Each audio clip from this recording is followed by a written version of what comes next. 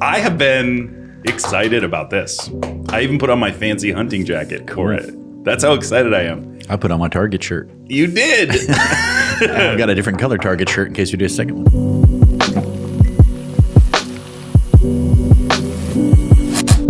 Okay. Hey, welcome everybody. We are here with Dave Wagner. That was a drum roll. Dave Wagner. God.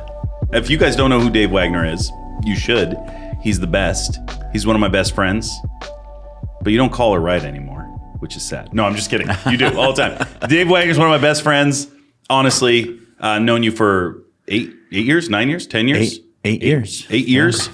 And we've done life together. He's one of my favorites. You were the first on my original podcast. You were the first guy I ever interviewed on my original podcast. I was. And he's a good dude. Prophet. Delicious. Nutritious. And good Epicurious. Good for the whole family. Yeah. Wholesome. Yeah. He's great. Handsome, humble. Handsome, humble. He's the best. And it's good to have you on. Thanks for having me. Welcome back. to our green room. What do you think? I'm loving the sign. Loving the amazing fig trees. Is that what this is? Is this a fig? Fiddle leaf fig. Yes. It's fiddle dying. Yeah. Yeah. And yes, we have a fake one at my house. You do? Yeah. I've been trying to get the team to buy fake ones. In fact, I personally marched one of them into Home Goods. Was it Home Goods? It was Home Goods. Yeah. Home Goods? No. Hobby Lobby. That's it. Yeah. I personally, and I tried to buy fake ones, but they didn't. They were too fake. Yeah. My wife actually bought them from Hobby Lobby. Look at that. Yeah. See? Gosh, it's almost like you're a prophet. You can read my brain. See that? They're amazing because they don't die and you don't have to water them. These ones die and we don't water them, I don't think. Do we water them? We do? I guess we do. I don't know if we're good at this. Well, there's no actual natural sunlight in this room. Behind the scenes. Hey, I don't want to talk about plants. I want to talk about you. How are you? You're in Reading. I'm great. I'm in Reading What are you for doing a here? whole week. So getting ready for Open Heavens Conference at Bethel and hanging out with my good friend Will. This guy. This guy right here. Yeah. So you flew in last night. I flew in from Franklin, Tennessee. Yeah. Where we've been living for about a year and 2 months. So me, my wife, and 5 kids. Yeah. And having a good time there. And so flew in last night. Spent the night at your place, and here we are after a breakfast burrito, which was amazing. Come on. It was really good. I got the burrito sweats going on right now. Yeah. Maybe it's this jacket, but I'm going to keep it on. That's my plan. Yeah, because that, satisfies the hunter in you. It does. Listen, we met in Mozambique. Mozambique. Right. November of 2011. Okay. And it was hotter than blazes. Yes. And you had a team from Global Awakening. Mm-hmm. I was there with a small team from Pensacola and around. And we just come back from our teams, I think, went on outreach in the village, came back, and we were sitting on the front porch of a place and just started talking about life and family. And I'll never forget, you said, tell me about your family. I told you about my wife and 5 kids. And you said, how many days do you travel? And I said, 275. And you grabbed my hand, started praying. Lord, I pray right now you close doors, you cancel meetings, you make them stay home more, all of those things. And that's how our friendship started. After we hit a pig. Yeah. We were driving with Heidi and Surpresa and about 100 Mozambican kids in the back of this Land Rover, Range Rover thing. And they were eating hard-boiled eggs back there. Hard-boiled eggs. Barbecue chips, Coca-Colas. Yep. The smell was amazing. There was probably 12 people in that car. Yeah. I was up front with Heidi. Everybody was worshiping. She was just telling us the story how she got her air conditioner fixed on that car after like 6 or 7 years. That's true. And then they're driving down the road and here's this big 400-pound pig in the middle of the road. And we take that, and that takes out the air conditioner. And we turned it. She nailed that thing. Heidi hit that pig so hard.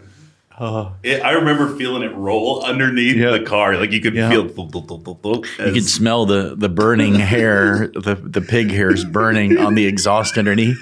When we look back, Tony and Pamela Maxwell, it comes rolling underneath the car. They have to dodge. The other truck had to dodge. It was pretty cool. What's more demonic than hitting a pig? on the way to outreach?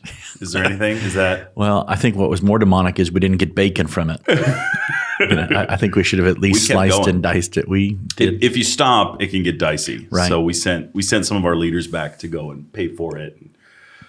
Yeah, we hit that thing. It was crazy. I'll never forget that. Yeah, took out her radiator, or took out her air conditioner, which just got fixed. And yeah. But then there was this guy from California that was like his specialty was radiators and air conditioning. Right. You're right. And he rigged it up on the way back. He did. And so it's pretty powerful. Come on. So we met in Mozambique. Yep. And we've done life together since then. We have. And I love it, man. I love what you carry. I love what you walk in. Dave is, for those of you who don't know or are unfamiliar with Dave Wagner, you're a preacher, teacher, but your main gifting is in the prophetic. You've been one of the most accurate prophetic voices in my life. You've been, in a lot of people that I know, you've been a kind of behind the scenes. You're like a behind the scenes guy. I tell people I know how to be seen and I know how to be hidden. Yeah. And I really prefer the hiddenness. Yeah. There's something about being hidden in God, knowing who I am, being able to stand before a crowd, but not letting the crowd define me, actually staying in that place of just being hidden in the heart of God. Yeah. And so out of that, I've been, able to travel the world, minister to amazing world leaders, 4 presidents, a couple in America, a couple in Panama. Actually, the new president of Panama, I gave him a word in 2008 that he'd become the president in 2019. Really? So they just inaugurated him. Come on, you should have told me this. In July. So, but again, it's those things that you get those platforms from the place of hiddenness. Yeah. And so those are the things you don't really talk about a whole lot publicly, because you're just in a kind of a sacred trust, and I think that's the way that it's intended to be. Yeah.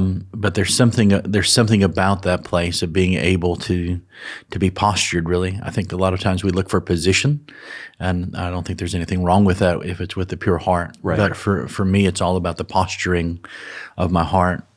Living in that place of the presence of the Lord, which for 20 years I feel like I've been in a continual conversation with the Lord, talking to you, but also having this internal conversation with Him. And the great thing about Him is He speaks to us about everything. He's just concerned about me hanging out fishing with my kids as He is about me on a platform with 10,000 people. Yeah. And so, I love Deuteronomy 29:29 says that the secret things belong to the Lord, but that which He reveals belongs to us and our children's children forever. So realizing that He's giving us things, speaking things to us for generations that we may never see, but those truths, those revelations are actually creating roadways and pathways for destinies to come. And I love that. Yeah. Did you come here just to preach a sermon at me, Dave Wagner? I did. I had to turn it spiritual from fiddle figs. No, I love it. No, it's good, man. So how do you hear? Like, what's the way that you hear? Because everybody says, like, they hear God. Oh, I hear His voice. And they look at somebody like you that moves in the prophetic. Yeah. For me, for those of you who are unfamiliar with Dave Wagner's ministry, there's probably a ton of stuff on YouTube you can watch. But you'll sit there and you'll just grab a hold of somebody, prophesy over them for an extended period of time. I've watched you do this many times, 10 minutes, 15 minutes. You just kind of go for it. And how what does that process look like in your life? Because it looks from the outside like He's talking to you, you're hearing His voice. What does that look like for you? For me, I'm going to grab my Bible as you do that. Go. So the question comes up a lot, like how do you hear? And I think the Lord speaks to each one of us in ways that we understand it, comprehend it, and where He can keep our attention. So guys like me and you who are constantly moving and for lack of better terms, ADHD kind of, moving that way, He switches it up. So I'll see something, hear something, feel something, know something. And everything begins with a word, a thought, a picture. Yeah. And as soon as I speak that out or start describing it, the rest comes kind of like a string on a sweater. Yeah. But one of the greatest moments I had, I was in Pietermaritzburg, South Africa in April. And I got done. We're ministering at people at the altar, like 300 people. You know how it is on a meeting, 300 people just hungry coming. And I ministered to 2 people. Maybe I ministered 3 minutes over one person and then 2 minutes over the next. And I get to this kid, his name is Lin, Lin. And as I'm ministering to him, after like 3 minutes, he gives me a courtesy drop. You know what I mean? It's the manifestation where, hey, thanks for the word. Manifest? Yeah. Okay. Yeah. Like, I'm just going to like move out of the way so you can move on to the next person. The Lord said, don't go anywhere. And so I waited for him to kind of open his eyes. So he opens his eyes like this. And I say, Lynn, come here. I said, God's not finished yet. And the Lord basically had me minister to him for 2.5 hours straight, prophetically. And what? 2.5 hours. What do you mean when you're saying that? 2.5 hours, the Spirit of the Lord, really it was the Father speaking to this kid, 19-year-old kid from around Cape Town, South Africa, in a township. Had his father shot on the front lawn in front of him a couple of years prior. His cousin and best friend gets shot a few weeks before he goes into this discipleship program. And the Lord just loves this kid to life, just speaking to identity about everything. And every time it seems like, the conversation is wrapping up, God just, and this guy just weeps. And I'm looking at all the people around me, and, you can feel the pull, like, come on, hurry up. And it was like I was aware of the 300 people, but I was just focused on this kid for 2.5 hours. And the Lord just kept saying to me, heaven's not in a hurry. You may be in a hurry, but heaven's not in a hurry. And if you know how it is being a dad, if Josh wants to talk to you or one of my kids wants to talk to me, I'm not in a hurry with the conversation. I want to engage with them. Yeah. And it was probably the most intimate, accurate, deep word where the Lord just kept just speaking and just healing all of these issues, And the kid texts me almost like every day, just as almost as a spiritual dad and a father. And we can miss those moments. Yeah. And I love the crowd. I love just the fast impartation stuff. It's hard for me because if I'm ministering healing, you're going to get a prophetic word. Like, I don't know how not to prophesy. Right. It's true. In a sense, right? It's true. I've never seen you not prophesy. And so it's hard for me in big meeting settings. Right. The hardest part is I can't get to every person. Right. I watched that struggle in you. It's amazing because it's the one thing that most people, when they get the platform, they start running away from. They start running away from the ministry to people one-on-one. Yeah. But it's also the thing that takes out ministers, right? Yeah. Like that you somebody said it. I wish I came up with it, but you carry a heart of you're the only prophet that I know that carries. Oh man, I'm butchering this. The heart of compassion and the prophetic equally.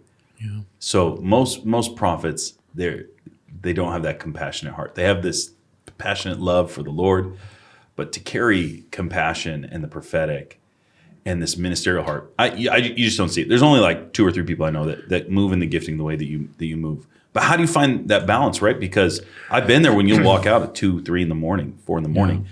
And you got to get on a plane at 6 in the morning, and go and do it again. Where's that balance in your life? I used to feel like I had to pray for everybody in the room, and that led to long nights and tired body and wore out, and you just kind of physically get sick because So you have to realize you're not the Holy Spirit, and so I just came. The Lord and I came up with this thing where he just whispers, "You've met my expectations. I'm done." And he'll say, "The gift will keep working if you want to keep working, but you met my expectation." So that's how I know that I'm done. And it began to shift over the last couple of years. So one of my spiritual sons who you met, Trey McClendon, before he had his diving accident, was with me in Australia. We're in Melbourne. And we were in this leaders meeting, and it was supposed to go from like 7 to 8:30, hard stop. Like, you get the details from the pastor, like, this is our leaders meeting, 7 to 8:30, we got to honor their time. And on the way flying there, I felt this frustration, this internal frustration with the prophetic. And as I'm flying to Australia, the Lord asked me this question. He said, "You want to know why you're frustrated?" So obviously, yes, Lord, I want to know why I'm frustrated. He said, "You're frustrated because 98% or 95% of the prophetic words you give aren't going to come to pass. Not because you missed it, not because timing was wrong, not because, the content was wrong, but because people won't do anything with it. And that's why you're frustrated." And so I thought to myself, here's what I'll do is I'll just hone in the gift and call out that 5% and forget the ones who won't do anything with it. And so this was a perfect place to practice that in this hour and a half meeting. And at 8:30, God was moving, and the pastor said, keep going.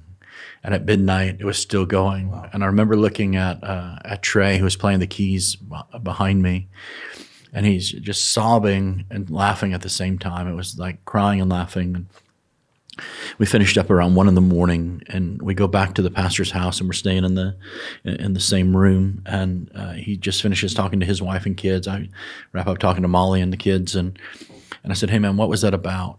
And he said, he goes, "Oh yeah." He said, "I was just looking at you." And he said, "The Lord just said these words to me about you." He said, "You can do whatever you want to. You can call it your 5 people, preach for an hour, walk off the stage, and that's fine if that's what you want to do.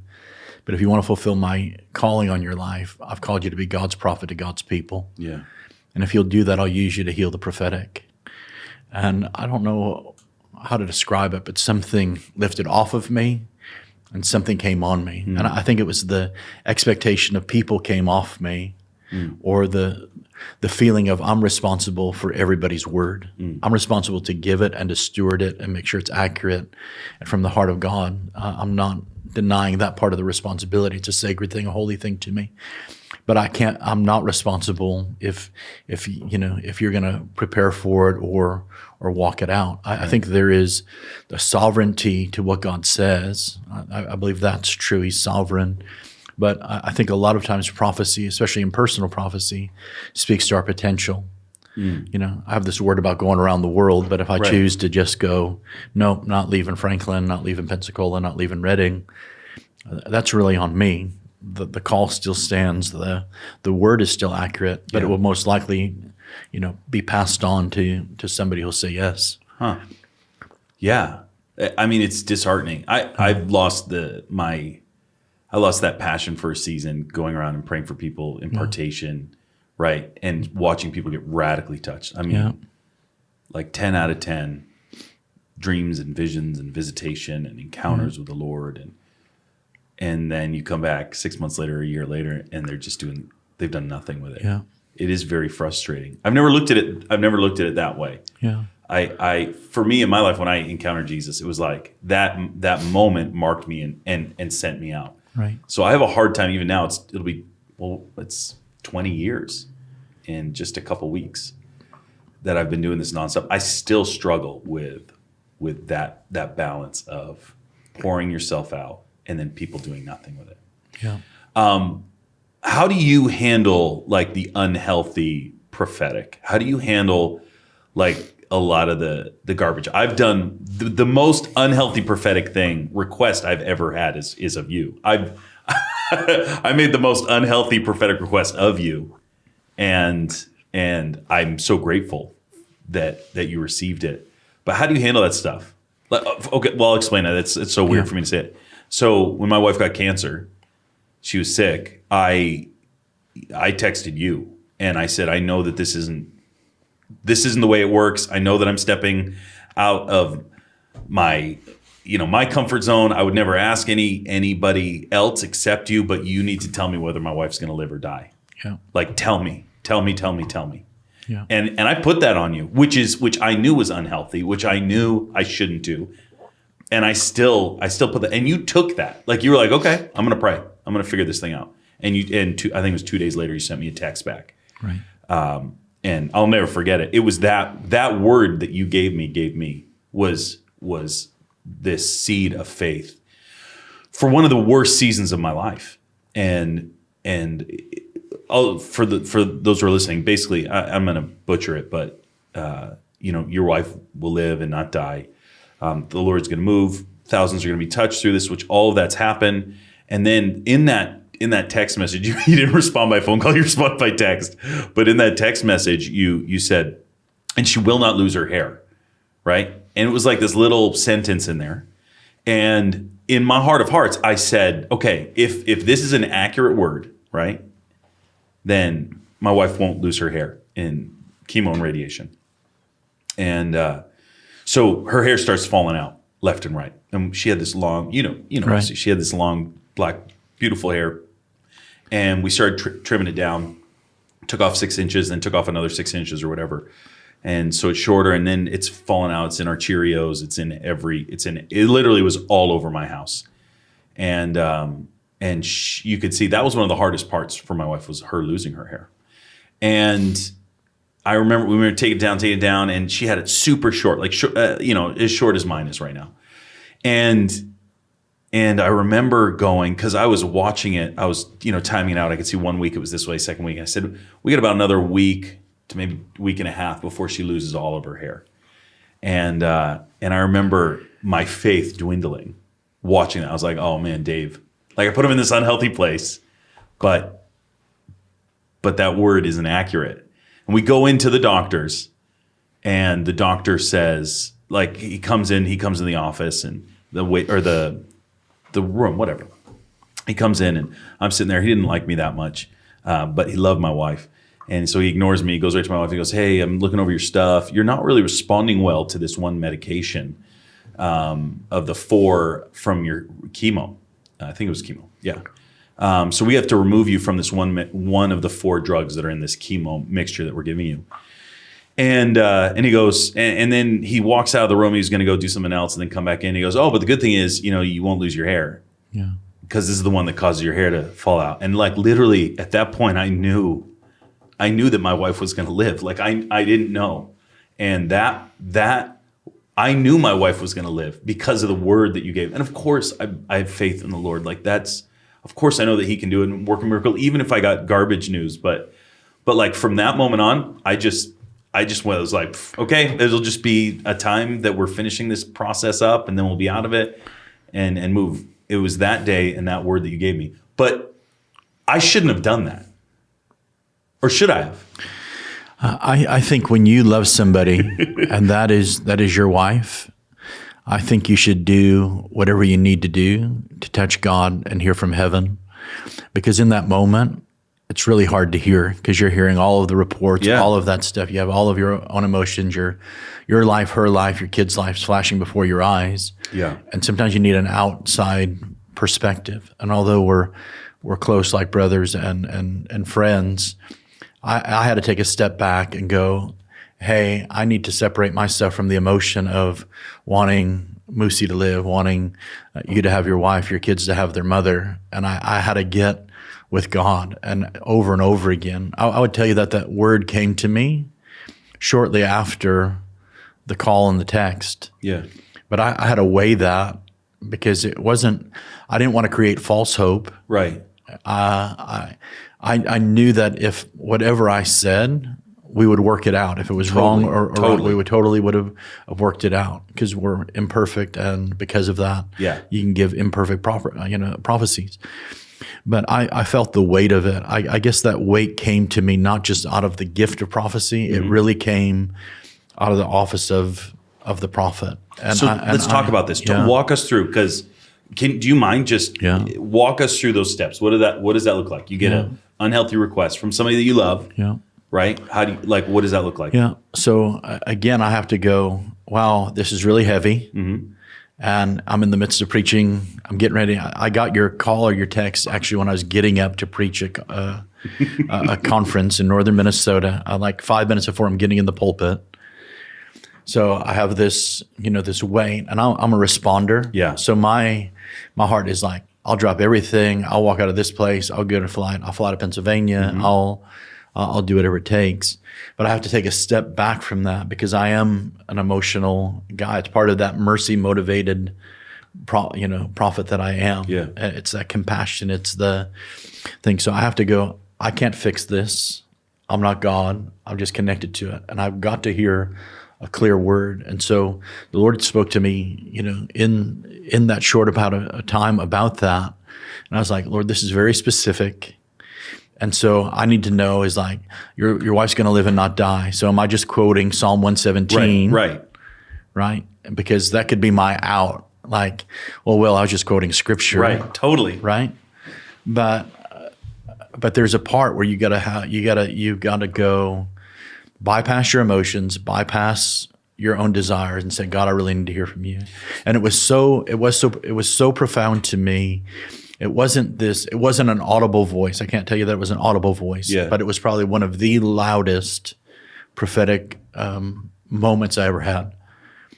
It was that clear that I just knew that I knew that I knew. It was probably the first time that to me, prophecy and the gift of faith operated in my life together. I've had healing in the gift of faith, or when I saw a 4-year-old boy raised from the dead in Uganda, healing in the gift of faith came. But the first time that prophecy and the gift, like it was the faith of God. You're saying this is the first time that happened? It's the first time that ever happened. And so it was like I knew that, but it was also in this point where other people that I loved had just died or were walking through some of the same things, where I'm declaring the word, I'm believing it, but I didn't have that strong of a word over them, including my spiritual dad at the time. Yeah. And so it was so loud, so clear, and the fear of the Lord was on it. To me, how I know something is really, really the Lord, it's the fear of the Lord on it. If I don't feel the fear of the Lord on it, then I'm really nervous. That's where I'll go, I kind of sense or I feel. But when I gave you that word, it was an absolute. Like, your wife is going to live and not die, and the sign's going to be she's not going to lose her hair. And to me, that was, so we're talking back, 4 years, right? Somewhere around that. So I'm ministry at that point for about 16 years. And that was the most intense, or I knew that I knew. Gift of faith connected to the prophetic word changed everything. Yeah. And it was one of those things that was just so profound, but I had to weigh it. 'Cause I didn't want to, I think instinct is, okay. right? I think instinct is like,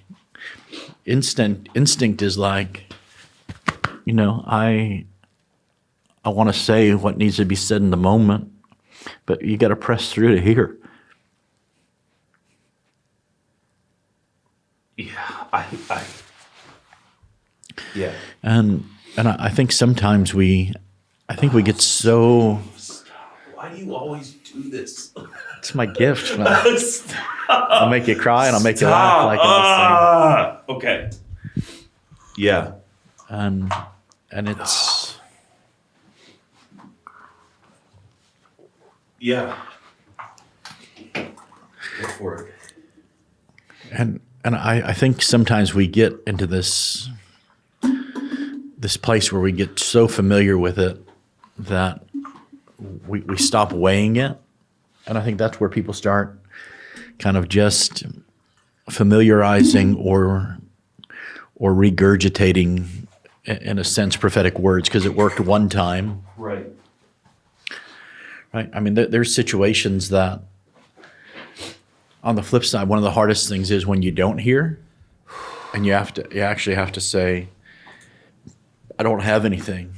Right. Or even worse, when you hear a word that, Do you hear that? Do you hear that? Does God tell you that?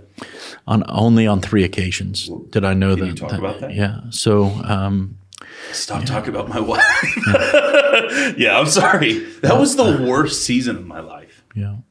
Yeah, no, it was. It was the worst season. And it's amazing because the prophetic gets such a bad rap. And especially when it comes to healing, because when somebody gets sick, everybody comes out of the woodwork with, words of faith or God's going to hit, and then they die. And then this confusion steps in and, I think there's a level of mystery, and I get that. I think one of the worst places I missed it. I was early on in ministry, so I was saved in '97. Really launched out ministry in '01. In '03 or '04, somebody brought me this little girl, man, and she had some rare kind of disease, brain disease that would, you stop growing up and then, Right. you progress and you be just, eventually you wither away. At that point, I had a lot of zeal, maybe not a lot of wisdom or, and I just went after it, and I declared things as absolutes when I was actually speaking them in faith. But the word I gave in that time, I think, created false hope, right? So I was standing on the word. I was, I was outside probably my authority or realm of understanding at that. I was somewhat of an amateur or novice in it. My heart was right. I think I had good intentions. It wasn't like I intended just to get these people out of my way. I'm just going to, give them the best word ever. I actually believed it in my heart. And so walking with that family over a period of a year and a half, 2 years' time, as their daughter continually deteriorated, and having these conversations with the Lord, like, did I miss it? And how I delivered it is where I missed it, right? I should have said, I'm standing in faith, I'm praying in faith with you. But obviously things are going down a different road. But I stuck with it, and with that family walked it out. To they're not hurt by it. They know my heart in it. But I learned something. I learned something from that. And really, I think what I learned was there's a difference between praying in faith and prophesying. And I think the plus side of that is they had all of these negative words, death sentences. And so I was speaking life. Now, they would come back to me years later and looking back, that word you gave us was true. I mean, she lived longer than they expected. Thanks, that makes me feel better. Right. But there's a part of me that goes, let's be honest, Dave, you missed it. And I think that's a part of maturity. Like, I can't be above missing it, right? I want to be an accurate 100% prophet. I think for the most part I am. But it's that taught me to weigh it. That's why I didn't just go, hey, Will, this is what I think. I actually had to filter through the pain of my mistake over here to go, Lord, I've really got to get this right. Yeah. I've really got to get this right. And that's why I weighed it. The fear of the Lord was on it, and I was able to release it to you. Let me ask you a question. You just said something I think really interesting. You said you feel like you're a really accurate prophet, right? Yeah. But do you feel like people don't handle it well, and that's why they don't see it? Because I know you mentioned that earlier on. You said, 5% will actually do something with it. Yeah. How do you balance accuracy and whether people are mishandling it or not? Right. For me, I think some of it is conversation with the Lord. Some of it's conversation with people. I have this philosophy because at the very core of me, I'm, again, a different breed, right? Mercy motivated prophet who really loves the local church. Yeah, you do. So I'm this local church guy. And because of that philosophy, that perspective, that theology, I really believe that prophecies really need to be pastored. I need somebody, I need somebody to either pastor my prophecy, father, mother, I need somebody over me, around me to hey, help me walk out this word. It's been there's times you just go for it, but there's been times where I need people to speak into it. I think sometimes we miss it. A lot of times people give up on it because they don't see it in their timing. Right. I think most prophetic words are missed in timing. I think that's where we have to be careful to go hey, in the next 90 days it's going to happen, or by this date it's going to happen. Because a day's like 1,000 days, 1,000 days like a year. So you're like, hey, what does all that mean?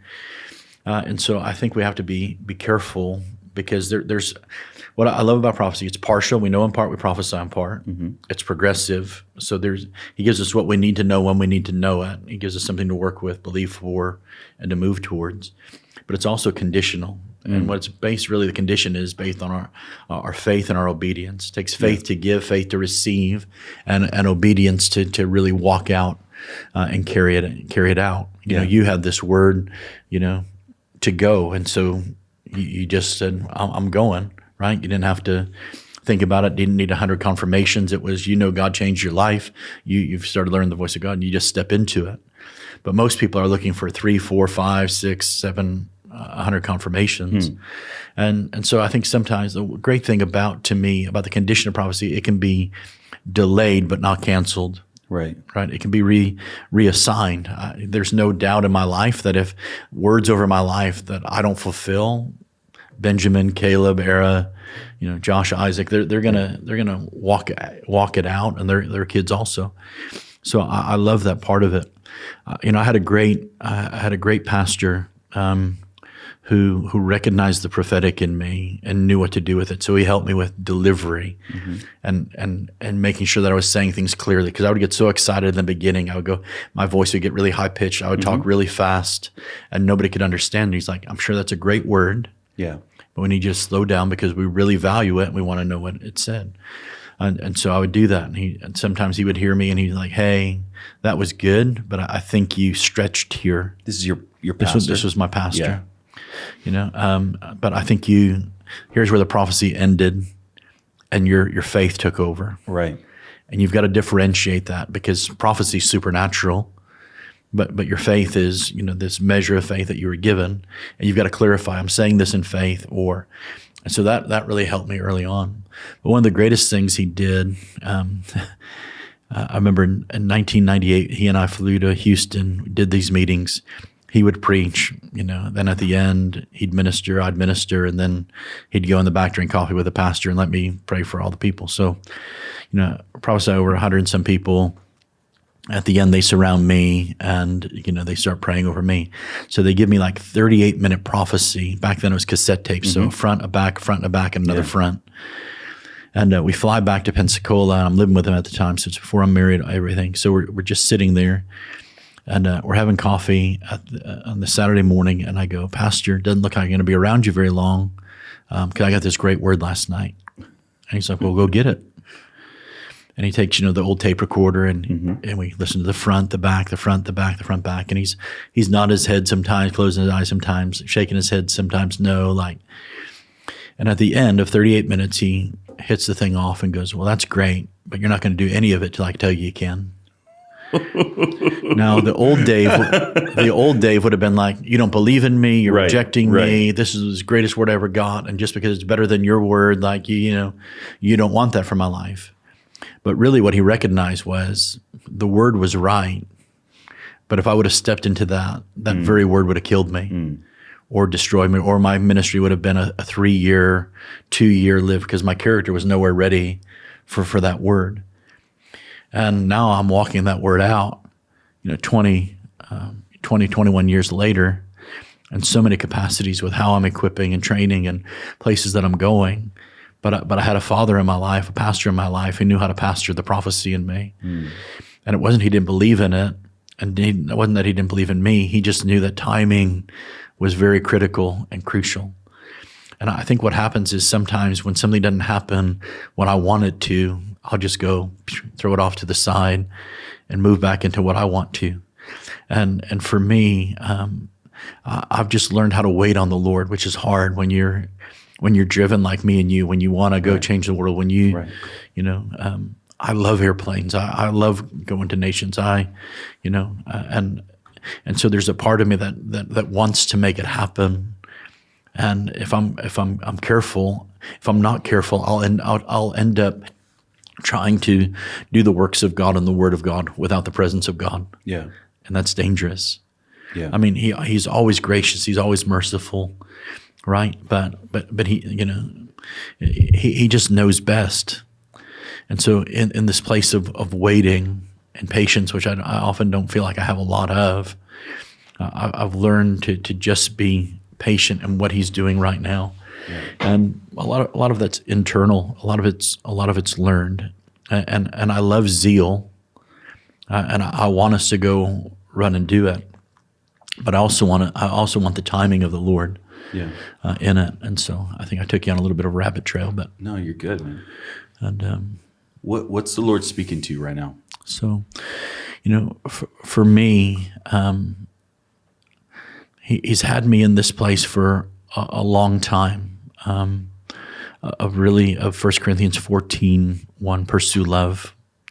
Pursue love and desire spiritual gifts. I believe we live in an age right now, a church age, where people are pursuing spiritual gifts while desiring love. And we're actually, the Lord is bringing an end to Holy Spirit one-night stands, meaning that we just get a touch, we go home, nothing changes, we come back for the same touch in a different place, and all of that. So I think there's this place of great place where the Lord's calling us to fall in love with Him all over again. It's this place of deepening intimacy in the body of Christ. I also believe that He's calling us into a place of stepping back into our governmental authority as the church.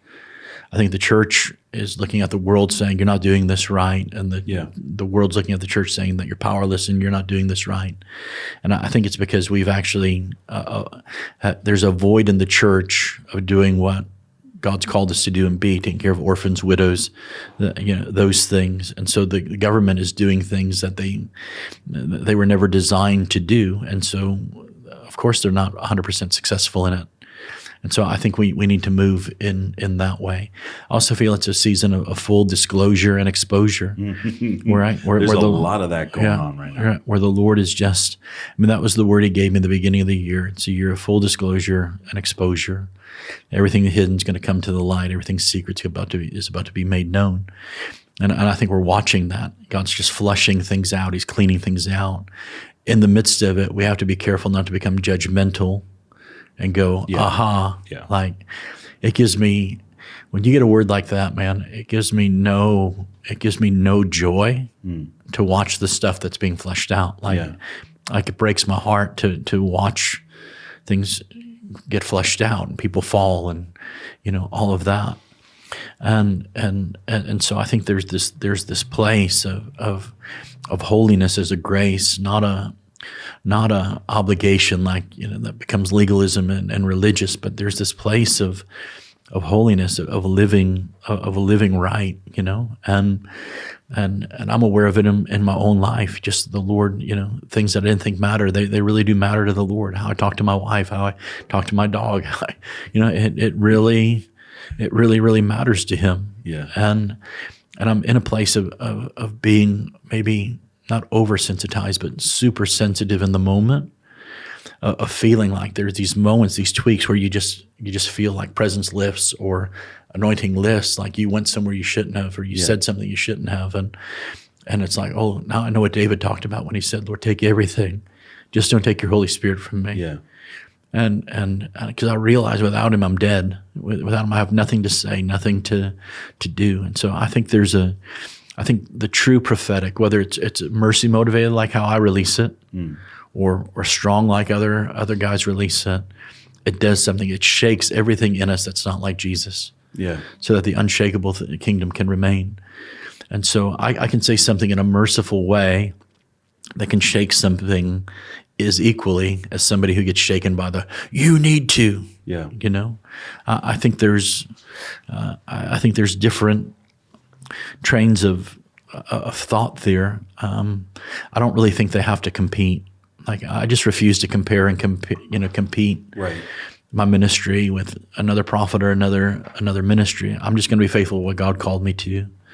And I think that we're in a season where the Lord is really inspecting the fruit of our lives. Let me ask you a question. So right now there's stuff going down. Yeah. Right. I don't want to name names, right. but there's stuff going down. I know of a few. Yeah. I know 3 off the top of my head. How do we balance that as the charismatic movement, all right? As these spirit-filled believers that they've had all these words spoken over them, they've had open doors, massive open doors in their lives. How do we balance that as going, the Lord's fleshing it out. Thank you, Lord, that you're bringing stuff to light, but these guys are still they're giving a bad name to the prophetic. They're giving a bad name to the gifts of the Spirit. How do you balance that? Because I struggle with that constantly. Yeah. Things don't go wrong, they start wrong. And we have to be more proactive than reactive. And we have been so reactive.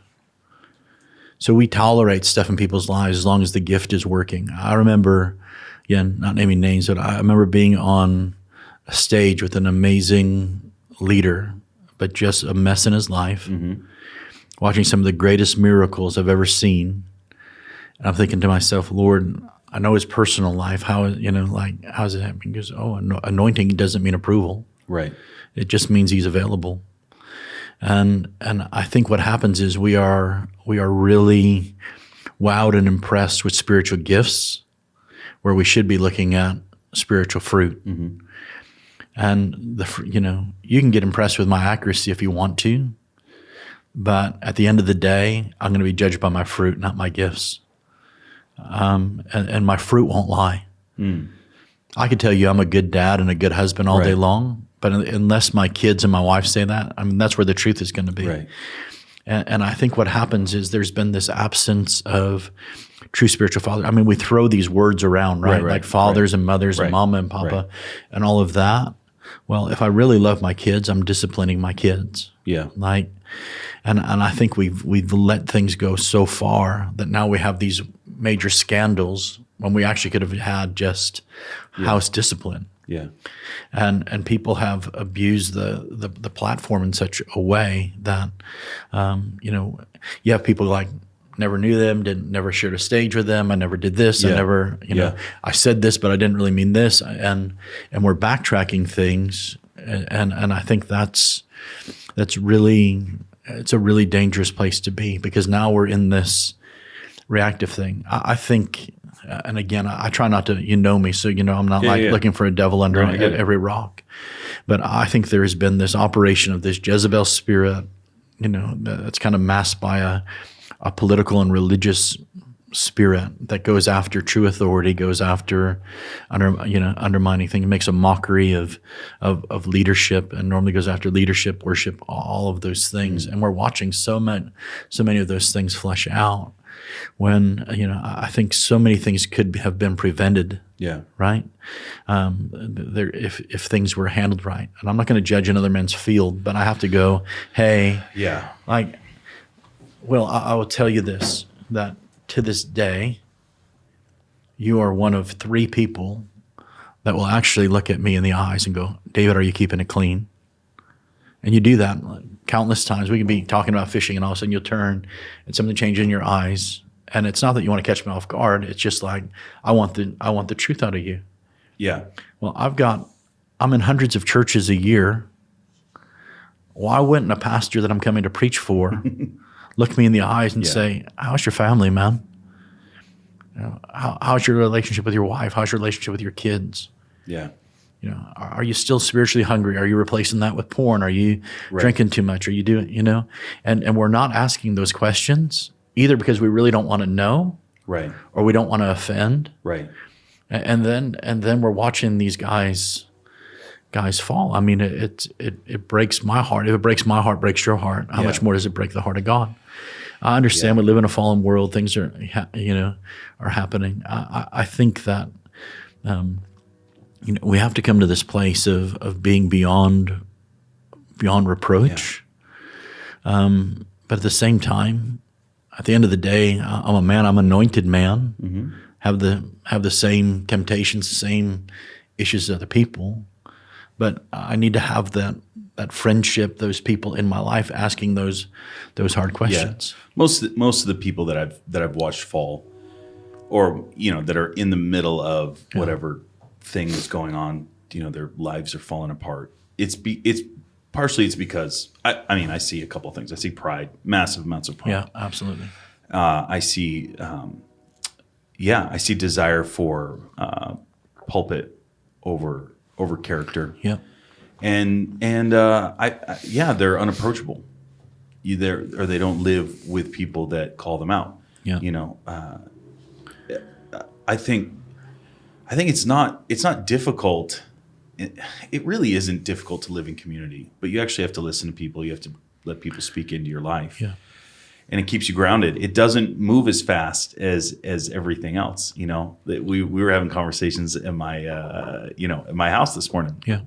Just over coffee, and when you live in community and you live with people that you're accountable to, it slows things down. It slows everything down. You can't just make a call, do this, do that. I feel this. I want to do this. I actually have to listen to my wife.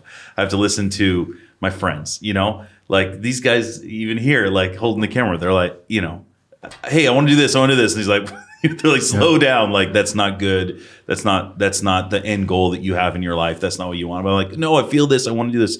And I've noticed a lot of the people that are in their second or third round of garbage, public garbage. Yeah. They just, there's no accountability in their lives. And then there's another thing I've seen, which is there's been a falling, or there's been something that's taken place, and the people around them are trying to raise them back up way too fast. And I've been battling this one, so I don't like have a stance on this right now. But I think if somebody does fall and you're raising them up back for a pulpit, or the platform is the return to restoration, I don't buy that. I don't think that true restoration has to look like standing behind a pulpit. Yeah. It's the pulpit isn't the goal. Jesus is the goal. Yeah. Right? Restoration is a heart. It is not a platform. Right. I think we have to decipher between restoration and reconciliation. Mm-hmm. Right. I think we've reconciled people, or brought people to this place of, okay, you've done this year on the sidelines, you've walked through A, B, C, D, and so now you're ready. But we've dealt with the symptoms of their life without dealing with the source of the symptoms of their life. And I think I think you hit the nail on the head about the whole platform thing, right? It's this desire that we've made this. This is what success looks like in ministry. This is what restoration looks like. Right. When really it's completely different. And you look at what we're facing today is nothing new compared to what No, it's not. Like Judas, Peter, like Jim Baker. Yeah. This is not a new story. Yeah. It surprises me when people are like, "Oh, how could this happen? Oh my God!" No, this happens all the time. It's always happened. It's happened from the Old Testament up until today, where leaders they fall because of character issues or self-control issues or whatever. Yeah. I just think there comes a time, especially in this day and age with social media, and you can actually go back and look at things, and you can watch the progression in people's lives, which you couldn't really before. Like, there has to be a standard that gets raised up in our movement, or it will fall. The movement will take shots that it already has. I mean, dude, I remember when like it went down 10 years ago, right? Yeah. I lost every speaking engagement. Okay. I don't want to name names. People know what I'm talking about. I lost every speaking engagement. I lost every desire for people to have a young revivalist in their church because it took the wind out of the movement. When somebody falls in such a form, it just takes the wind out of their sails, like everybody's sails. And it wasn't like, it took like 2.5 years until people like got over it and started to be able to see clear. Now, if their faith was on a man, that's on them. But still, when these moments happen, it is a blow to the movement. It is a blow to the church, and the world looks at it. The world sees it. So I just think in this day and age where everything now, I mean, of course, our hearts need to be right in front of the Lord, but right now the world can actually go back and watch it happen where it's been hidden. We've kept it behind closed doors in some sense. Now it's open to the world, and I don't know what it takes to get community of believers that actually move in miracles, signs and wonders, power, radical love, radical faith, and that can keep their lives together. Yeah. But I think it takes community, and it takes openness. And in each one of the people that I know, they've stopped listening to ones that they love and that they've trusted, and the ones that they started with. I have a friend right now. Good friend. I love. Take a bullet for them. and making massive decisions and massive mess in their life. And they stopped listening to the people that they loved and they trusted, and they started listening to the world. Dude, Dave, I mean, I don't know people's hearts. Maybe we're not going to film. We might not show this, but I don't know people's hearts, man. But you can tell if somebody loves Jesus, like by their life. Like, if you love me, you will obey what I command, and I will ask the Father, and He will give you another counselor to be with you forever, the Spirit of truth. Right? Yeah. If you love me, you'll obey what I command. And I will ask the Father, and He will give you another counselor to be with you forever, the Spirit of truth. The world cannot accept Him. Right? That's John 14. Verse 15. That is, it looks like something, right? Love to Jesus looks like something. Obedience looks like something. Yeah. And most people, they don't want to obey what He commands. Right. Right? And they want to look like the world. They want to be like the world. And I think that it's when I get around guys like you, right? When I get around guys that aren't trying to build, they're not trying to be something. They're just trying to love Jesus and be obedient to Him, not to build a kingdom. Man, you see the pure, the real.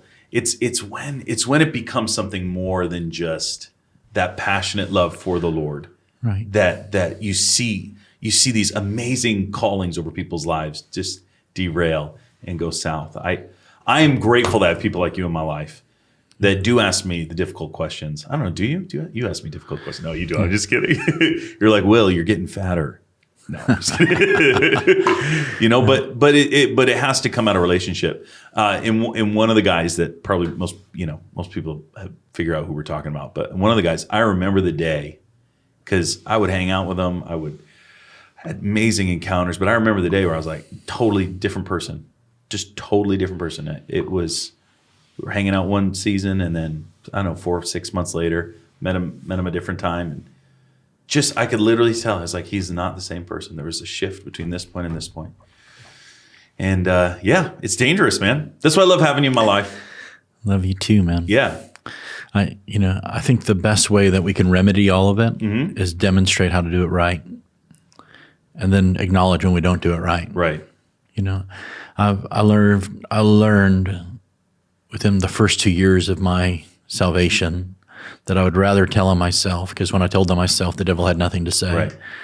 And it is an amazing thing to go to bed with a clean conscience. It's an amazing thing to realize that everything that needs to be out there is out there. Yeah. Like, I'll tell you the dirt of my life and the struggles in my life, because that's where help comes. Right. I think there's no healing without honesty. But we're so desiring self-preservation, right? Like, I have to protect what's mine. And if I share with you that I'm struggling, then I'm going to lose my platform, my influence. You might not have me at your conference. You might not want all those things. And all of it's it's just a huge, big cyclical lie. I told a lot of our leaders in Iris, and I walk up to them individually, and I've said it at our last family gathering, or like our all gathering. I said at our last family gathering in Australia, I said, if you are struggling, you will not be removed from ministry. Now that might upset people. Of course, there's levels, right? But if you are struggling with something, like, you're not going to get removed. Like, you're not going to get taken out. Like, just that alone, that fear alone, I think is part of it. Most people, they continue on, they cover, and they hide in shame because they know that everything's going to get taken away. Yeah. I find as leaders, if you can remove that and put a place where in the middle of their mess, because God works at us, God works with us in the middle of all of our garbage. Like, He doesn't remove me from being a father just because I'm a bad father, right? He doesn't remove me from being a husband because I'm a bad husband. Right? Of course, I'm not saying there are times when you have to remove people and they have to be taken down. But if somebody comes up and goes, I need help, like, that's the heart of a leader. Like, that's actually the heart of somebody that I want to work with, openness and honesty. And so I've been telling people, man, like, if you're struggling, like, we're not going to expose you. Like, we're going to love you, man. We're going to love you well, and we're going to get this thing figured out. Yeah. Because that's the heart of somebody that I want to run with, you know? So I think one of the most beautiful verses in the Bible, when the woman with the issue of blood comes up, touches the hem of Jesus' garment, and he said, "Who touched me?" And she came back, fell at his feet, and told him the whole truth. And I think if we can actually become whole gospel and whole truth people, Yeah. we'd be the most unstoppable, powerful force in the earth, because we're actually demonstrating, living it out. And I think that's where, the rubber meets the road. That's how we heal the reputation of a lot of these things.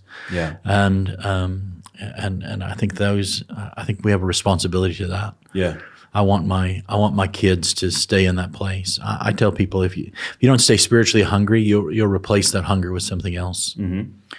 And so I'm constantly checking the spiritual hunger level of my own life. Right. That's such a good word. Say that again. So if you don't keep your spiritual hunger, you don't maintain your spiritual hunger, eventually you replace that with something else.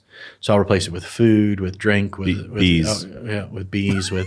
No, I'm just kidding. Right? It's all of those things that all of a sudden, I'm the hungriest person in the room.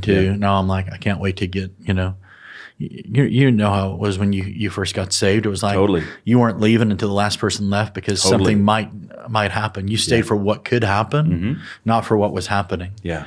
And you didn't rely on a worship team to entertain you. You didn't rely on a preacher. It was like you were there and you were in the midst of people that were going after God, and you were like, I'm going for it, and I'm not leaving till I get it. And if they have locked the doors and me stay under the pew, I'm going to do it.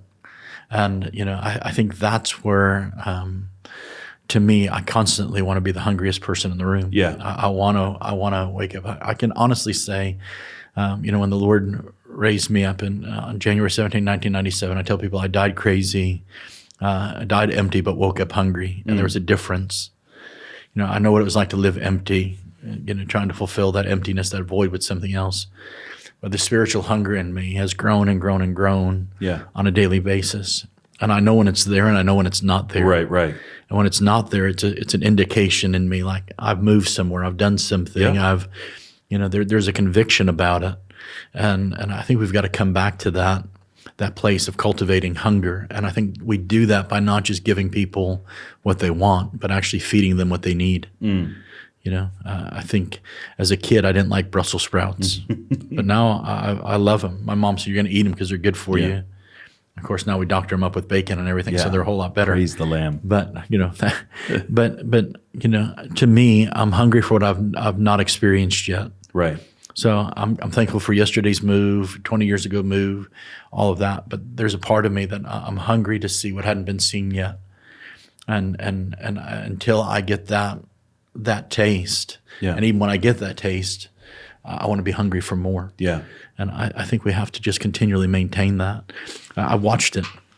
I've watched pastors that were on fire going for a move of the Spirit lose the hunger and you know what? We're gonna create a safe hour and a half Sunday morning service, and we'll get more people, because this hunger thing and going after this is going to keep people away. And I think that's the biggest lie. I think if we have a healthy move of the Spirit of God flowing in families, in a church where people are living right, loving each other well, then it's the greatest but it's the greatest thing in the earth. Do you see that happening anywhere?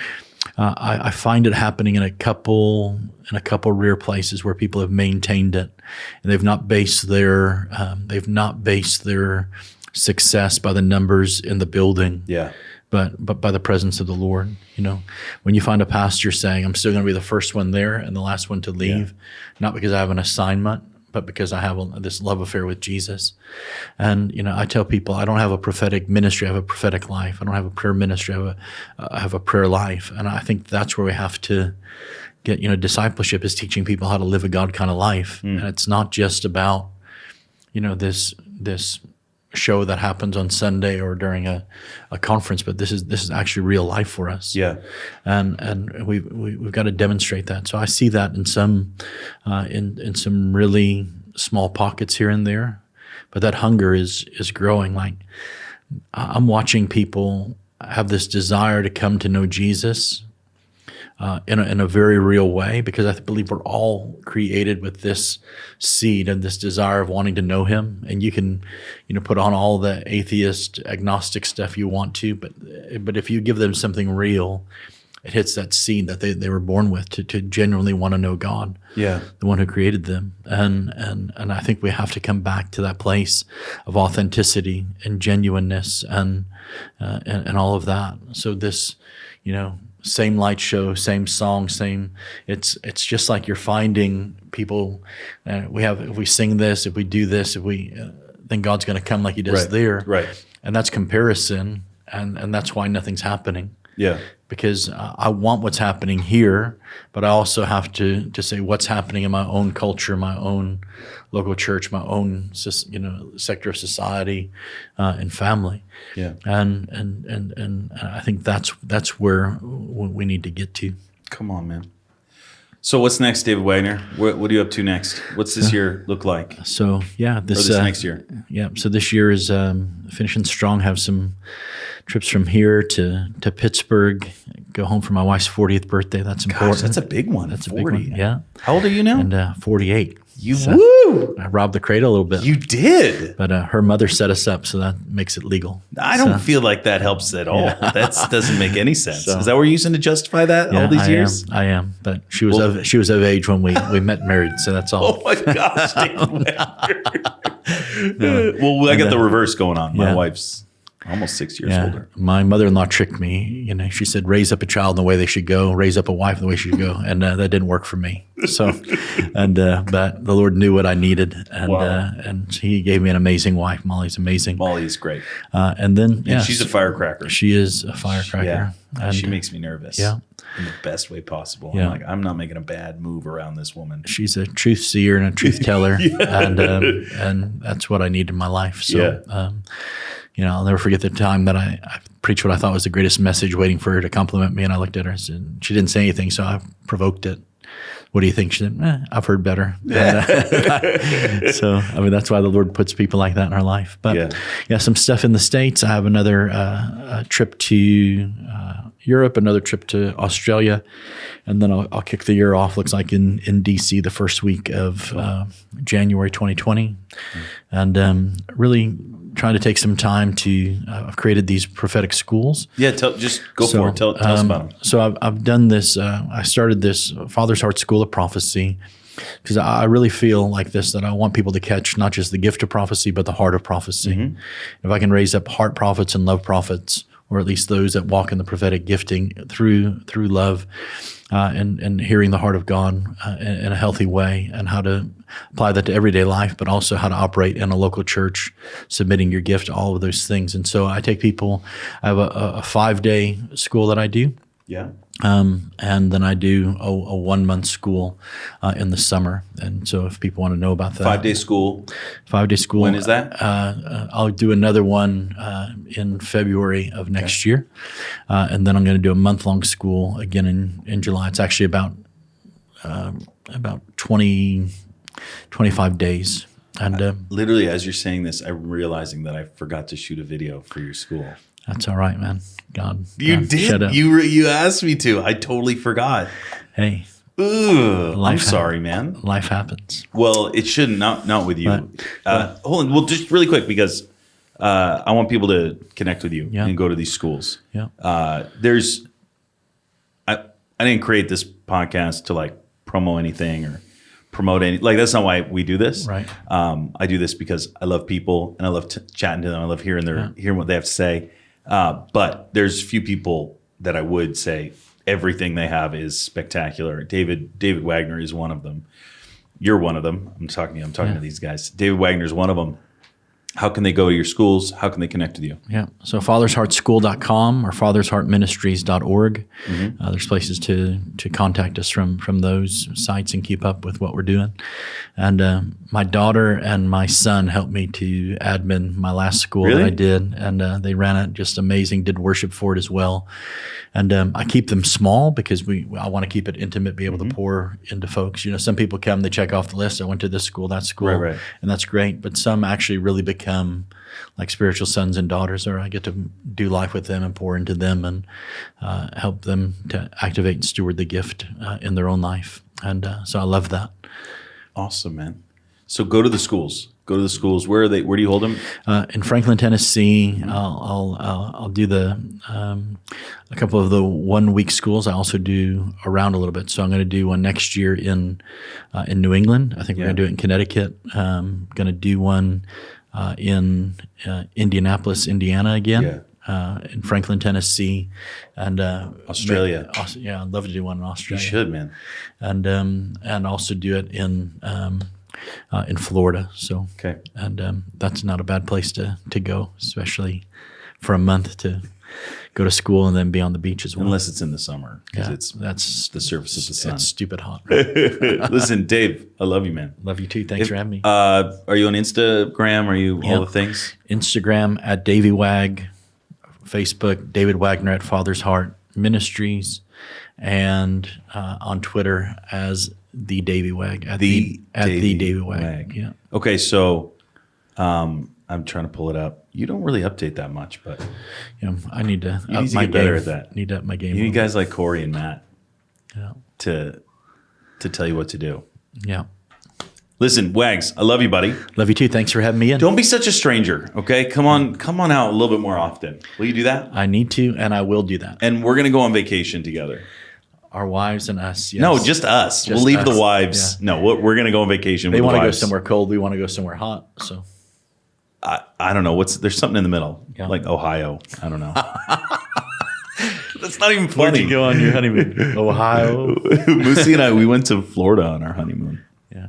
Yeah, Panama City. We went to Florida too. We lived in Florida, then drove 50 minutes to another place. Are you serious? Yeah. That's so romantic of It you. is. We had no money though.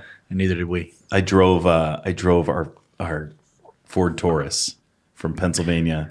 We had our wedding night at a friend's house. Like, we didn't have let me just slow down, everybody. But our first night, no, it was our second night, was at a friend's house on our way down to Florida, and then we went to Panama City. It's weird. Why did I do that? We had no money. Yeah. We had absolutely no money.